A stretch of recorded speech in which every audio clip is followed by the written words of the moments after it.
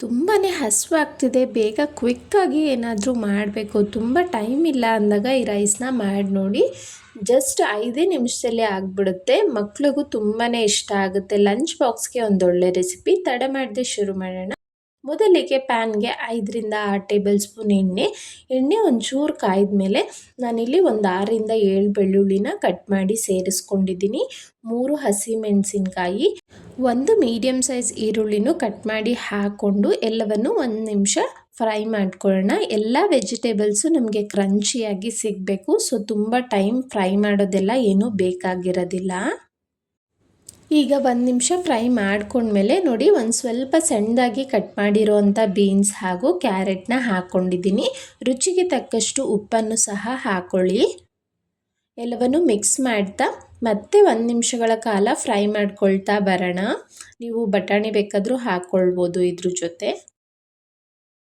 ನೋಡಿ, 1 ನಿಮಿಷ ಆದಮೇಲೆ ನಾನಿಲ್ಲಿ ಒಂದು ಸ್ವಲ್ಪ ಕ್ಯಾಪ್ಸಿಕಮ್ ಹಾಕ್ತಾ ಇದ್ದೀನಿ. ಕ್ಯಾಪ್ಸಿಕಮ್ ಮೊದಲೇ ಹಾಕಿದ್ರೆ ಬೇಗ ಸಾಫ್ಟ್ ಆಗಿಬಿಡುತ್ತೆ. ಅದಕ್ಕೆ ಕ್ಯಾರೆಟ್ ಬೀನ್ಸ್ ಸ್ವಲ್ಪ ಫ್ರೈ ಆದಮೇಲೆ ಹಾಕ್ಕೊಂಡು ಮತ್ತೆ ಇಲ್ಲೊಂದು 2 ನಿಮಿಷಗಳ ಕಾಲ ಫ್ರೈ ಮಾಡ್ಕೊಳ್ಳೋಣ.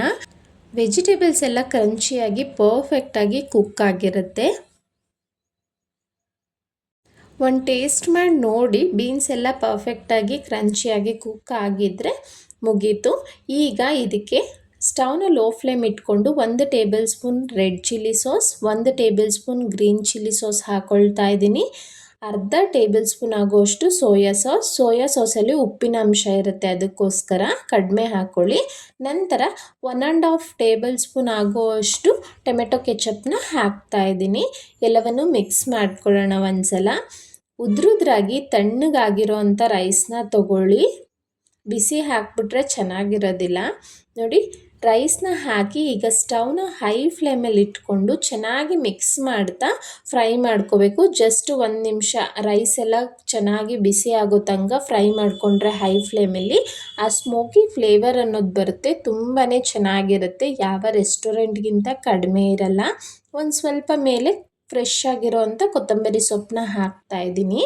ನೋಡಿದ್ರಿ ಅಲ್ಲ, ಜಸ್ಟ್ 5 ನಿಮಿಷದಲ್ಲಿ ಲಂಚ್ ಬಾಕ್ಸ್ ಆಗಲಿ ಡಿನ್ನರ್ಗಾಗಲಿ ರೆಸಿಪಿ ರೆಡಿ ಆಗೋಯಿತು. ಈ ರೆಸಿಪಿ ಇಷ್ಟ ಆಗಿದರೆ ಪ್ಲೀಸ್ ಸಬ್ಸ್ಕ್ರೈಬ್ ಮಾಡಿ ಸವಿ ಕಿಚನ್ ಕನ್ನಡಗೆ. ಹಾಗೆ ವಿಡಿಯೋನ ಲೈಕ್ ಮಾಡಿ ನಿಮ್ಮ ಫ್ಯಾಮಿಲಿ ಫ್ರೆಂಡ್ಸ್ಗೆ ಶೇರ್ ಮಾಡೋದನ್ನು ಮರಿಬೇಡಿ. ನನ್ನ ಚಾನಲ್ನಲ್ಲಿ ಹಲವಾರು ರೀತಿಯ ಕ್ವಿಕ್ ಆ್ಯಂಡ್ ಈಸಿ ರೆಸಿಪೀಸ್ ಇದೆ. ಇಂಟ್ರೆಸ್ಟ್ ಇರೋರು ಹೋಗಿ ಚೆಕ್ ಮಾಡಿ. Thank you.